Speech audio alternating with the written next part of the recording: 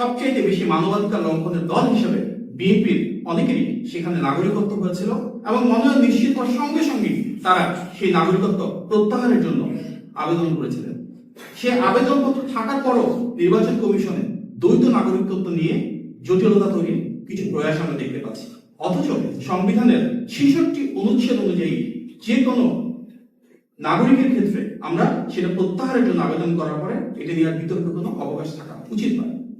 আমরা দেখেছি যে বেশ কয়েকটি রাজনৈতিক দল তাদের প্রতীক সহ সরাসরি নিজ প্রার্থী ও দলের জন্য বিভিন্ন কর্মসূচির মাধ্যমে ভোট চাচ্ছেন, সরাসরি বাড়ি বাড়ি কখনো রাজপথে এবং অনলাইনে। অথচ বিএনপির চেয়ারম্যান জনাব তারেক রহমান ব্যক্তিগত সফরে তার নানির কবর জিয়ারত কিংবা মাওলানা ভাসানী অথবা গণ অভ্যুত্থানের শহীদ আবু সাঈদ, শহীদ ওয়াসিম আকরাম সহ অন্যান্য শহীদদের কবর জিয়ারতের উদ্দেশ্যে বগুড়া, উত্তরবঙ্গ এবং দেশের অন্যান্য জায়গায় যেতে চাইলেও সে ব্যক্তিগত ও ধর্মীয় সফরকে স্থগিত করার জন্য নির্বাচন কমিশন থেকে ওনাকে আন্তরিকভাবে অনুরোধ করা হয়। সেই অনুরোধকে সর্বোচ্চ সম্মান জানিয়ে তিনি তার পূর্ব নির্ধারিত যে সফর সেটি বাতিল করেছেন।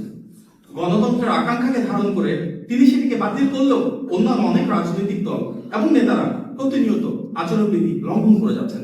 সেই ক্ষেত্রে আমরা মনে করি নির্বাচন কমিশনের সবার জন্য সমতা নিশ্চিত করা প্রয়োজন। এই নির্লিপ্ততা থেকে বেরিয়ে আসলে সবার জন্য সেটি আরো বেশি বোধগম্য হবে। এটি দুঃখজনক যে নির্বাচনকে কেন্দ্র করে সামাজিক যোগাযোগ মাধ্যমে ব্যাপক অপপ্রচার চলছে, miss information, disinformation, character assassination করা হচ্ছে। এর প্রেক্ষিতে বিএনপি ইতিমধ্যে নির্বাচন কমিশনে ফ্যাক্ট চেকিং সেল গঠনের দাবি উত্থাপন করেছে। আমরা আহ্বান জানাই দেশ জুড়ে সেই ফ্যাক্ট চেকিং সেল যেন অতি দ্রুত কার্যকর করা হয়, যেন অপপ্রচার এবং অপতথ্যের বিরুদ্ধে নির্বাচন কমিশন একটি কঠোর অবস্থান গ্রহণ করে। আমরা আপনাদেরকে নিশ্চিত করছি যে বিএনপির চেয়ারম্যান জনাব তারেক রহমানের কন্যা ব্যারিস্টার জাইমা রহমানের ফেসবুক ও ইনস্টাগ্রাম আইডি মেটা কর্তৃক অর্থাৎ ফেসবুক ও ইনস্টাগ্রামের যে মাদার কোম্পানি তার দ্বারা সম্প্রতি ভেরিফাই করা হয়েছে। ব্লু টিক দেওয়া এই দুটি সোশ্যাল মিডিয়া হ্যান্ডেল ছাড়া ফেসবুক এবং ইনস্টাগ্রামে যে দুটো রয়েছে এর বাইরে তার আর কোনো অফিসিয়াল সোশ্যাল মিডিয়া বা অ্যাকাউন্ট নেই। বিএনপির আইসিটি দপ্তর কর্তৃক 50টিরও বেশি ফেক আইডি ও পেজ ব্যারিস্টার জাইমা রহমানের নামে যেগুলো ছিল সেগুলো রিমুভ করা হয়েছে এবং বিভিন্ন হ্যান্ডেল থেকে ডিপ ফেক এবং এআই জেনারেটেড ভিডিও পোস্ট করে যে বিভ্রান্তি ছড়ানো হচ্ছে আপনারা তার বিরুদ্ধে যেটা সত্য, যেটা সঠিক সেটা তুলে ধরবেন এবং এই দুটো আইডি যেন সবার কাছে পৌঁছে যায় সেজন্য আপনাদের কাছ থেকে আমরা সহযোগিতা কামনা করছি। ওনার ফেসবুক এবং ইনস্টাগ্রাম দুটির ক্ষেত্রে আইডি হচ্ছে ZZ রহমান 25।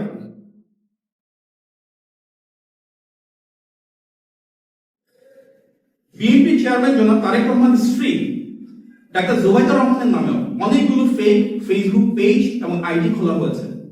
আমরা নিশ্চিত করছি এসব পেজ দিয়ে যেসব এআই দিয়ে বানোয়াট মিথ্যা ভিডিও ছড়ানো হচ্ছে এগুলোকে যেন কেউ আমলে না নেন, কারণ ডাক্তার জোবাইদা রহমানের নামে কোনো সোশ্যাল মিডিয়ার অ্যাকাউন্ট, আইডি বা পেজ নেই। ওনার নামে একটি আইডি নেই, পেজ নেই, সোশ্যাল মিডিয়া অ্যাকাউন্ট নেই। সুতরাং আমরা আহ্বান জানাচ্ছি কাউকে বিভ্রান্ত যেন না হওয়ার জন্য। নির্বাচনের সময় গণমানুষের সাথে সম্পৃক্ততা তৈরির লক্ষ্যে বিএনপি ইতিমধ্যে একটি কল সেন্টার চালু করেছে বলে নিশ্চয়ই আপনারা জানেন। যে কোনো ব্যক্তি যে কোনো বিষয়ে দেশের যে কোনো প্রান্ত থেকে অনুসন্ধান, প্রয়োজনীয় তথ্য, পরামর্শ, অভিযোগ কিংবা মতামত জানাতে আমাদেরকে সেই নাম্বারে 164-16543 সেখানে কল দিতে পারবেন। সুতরাং 16543 এই কল সেন্টারের নাম্বারটিতে ফোন দিয়ে যে কোনো বিষয়ে আমাদেরকে পরামর্শ, মতামত, অভিযোগ জানালে আমরা বিএনপি থেকে সে বিষয়ে পরবর্তী উদ্যোগ গ্রহণ করব। বিএনপি প্রণীত বিভিন্ন পলিসি জনমত তৈরি ও গঠনমূলক সমালোচনা গ্রহণের লক্ষ্যে আমরা ইতিমধ্যে ম্যাচ মাই পলিসি কার্যক্রম শুরু করেছি, যে ওয়েবসাইটের লিংক হচ্ছে www.matchmypolicy.net।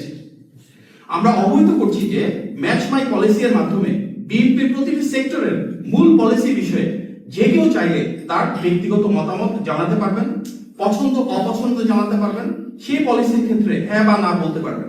এর মূল উদ্দেশ্য হলো জনগণের ক্ষমতায়নের দল হিসেবে আমরা যখন ম্যানিফেস্টো প্রণয়ন করব তখন যেন প্রত্যেকের মতামতকে সম্মান এবং প্রাধান্য দিতে পারি।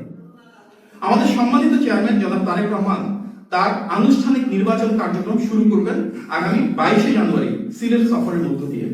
এ বিষয়ে পরবর্তীতে আমাদের দলের পক্ষ থেকে বিস্তারিত জানানো হবে। গণভোটের ক্ষেত্রে আমরা বলেছি যে গণ অভ্যুত্থানের আকাঙ্ক্ষাকে ধারণকারী রাজনৈতিক দল হিসেবে সবার আগে বিএনপি সংস্কার প্রস্তাব দিয়েছিল 2016 সালে ভিশন 2030, 2022 সালে 27 দফা এবং 2023 সালের 31 দফার উপর ভিত্তি করে। জাতীয় ঐকমত্য কমিশনে বিএনপি যেভাবে অত্যন্ত আন্তরিকতা ও গুরুত্বের সঙ্গে সংস্কারের পক্ষে অবস্থান নিয়েছিল, সে আলোকে বাংলাদেশের ইতিহাসে সংস্কারের ধারক, বাহক ও জনক রাজনৈতিক দল হিসেবে জুলাই চার্টারে আমাদের অবস্থান ও প্রণীত নোট অফ ডিসেন্ট অনুযায়ী বিএনপি গণভোটে হ্যাঁ এর পক্ষে অবস্থান নিচ্ছে, যা ইতিমধ্যে বিএনপির শীর্ষ নেতৃত্ব থেকেও জানানো হয়েছে। প্রিয় সাংবাদিকবৃন্দ, আসন্ন নির্বাচনকে সুন্দর, সফল, সুষ্ঠু ও গ্রহণযোগ্য করতে গণতন্ত্রকামী প্রতিটি ব্যক্তি, প্রতিষ্ঠান ও রাজনৈতিক দলের অনেক বড় ভূমিকা রয়েছে। আসুন আমরা সবাই মিলে জনগণের ক্ষমতায়ন নিশ্চিত করে একটি স্বচ্ছ ও জবাবদিহিমূলক রাষ্ট্র ব্যবস্থা নির্মাণ করি। সেই সুন্দর, সুষ্ঠু এবং গ্রহণযোগ্য নির্বাচনের প্রত্যাশা আপনাদের সবাইকে অনেক ধন্যবাদ। আসসালামু আলাইকুম।